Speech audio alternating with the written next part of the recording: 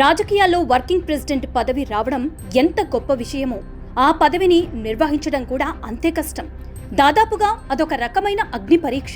ఈ పదవిని చేపట్టిన నాయకులు చరిత్రలో ఎదుర్కొన్న ఒడిదుడుకులు చూస్తే అది సాఫీగా సాగే ప్రయాణం కాదని స్పష్టంగా అర్థమవుతుంది.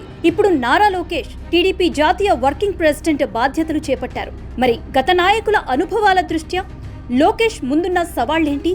గతంలో ఈ పదవి చేపట్టిన చాలా మంది నాయకులు రాజకీయంగా ఇబ్బందులు పడ్డారు. కాంగ్రెస్ చరిత్రలో వర్కింగ్ ప్రెసిడెంట్లుగా పనిచేసిన కమలాపతి త్రిపాఠి, అర్జున్ సింగ్, జితేంద్ర ప్రసాద్ వంటి వారు ఆ తర్వాత రాజకీయంగా అనేక సవాళ్లు ఎదుర్కొన్నారు. తెలంగాణ ప్రస్తుత సీఎం రేవంత్ రెడ్డి 2018లో కాంగ్రెస్ వర్కింగ్ ప్రెసిడెంట్ గా ఉండి తన సొంత నియోజకవర్గం కొడంగల్లోనే ఓడిపోయారు. అది ఆయన కెరీర్లో ఒక పెద్ద మచ్చగా మిగిలిపోయింది. 2023లో విజయం సాధించే వరకు ఆయన నానా కష్టాలు పడ్డారు. కేటీఆర్ బీఆర్ఎస్ వర్కింగ్ ప్రెసిడెంట్ గా బాధ్యతలు తీసుకున్న తర్వాత వరుసగా లోక్సభ ఎన్నికలు, ఆపై 2023 అసెంబ్లీ ఎన్నికల్లో పార్టీ ఓడిపోయింది. ప్రస్తుతం ఆయన అనేక రాజకీయ ఇబ్బందులు, కేసులతో నానా ఇబ్బందులు పడుతున్నారు.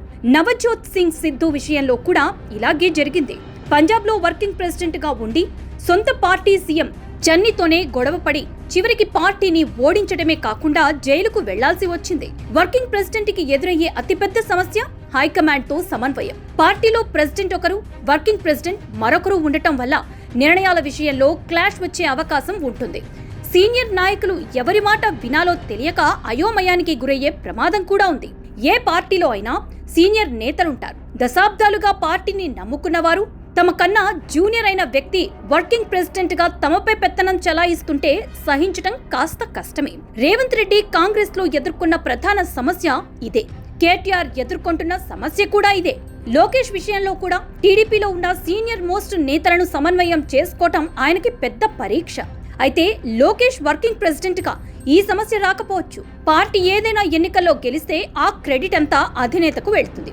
కానీ ఓడిపోతే మాత్రం వర్కింగ్ ప్రెసిడెంట్ సరిగ్గా పని చేయలేదు అనే విమర్శ వస్తుంది. కేటీఆర్ విషయంలో ఇదే జరిగింది.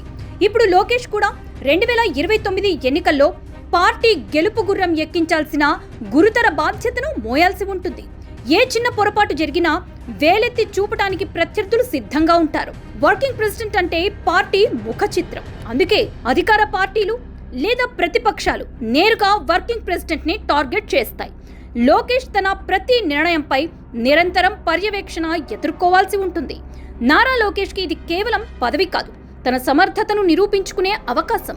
రేవంత్ రెడ్డి, కేటీఆర్ లాంటి నేతలు ఎదుర్కొన్న పదవి గండం నుంచి బయటపడి టీడీపీని వచ్చే ఎన్నికల్లో విజయ తీరాలకు చేర్చగలిగితేనే ఆయన సెంటిమెంట్ గండం నుంచి బయటపడ్డట్టు.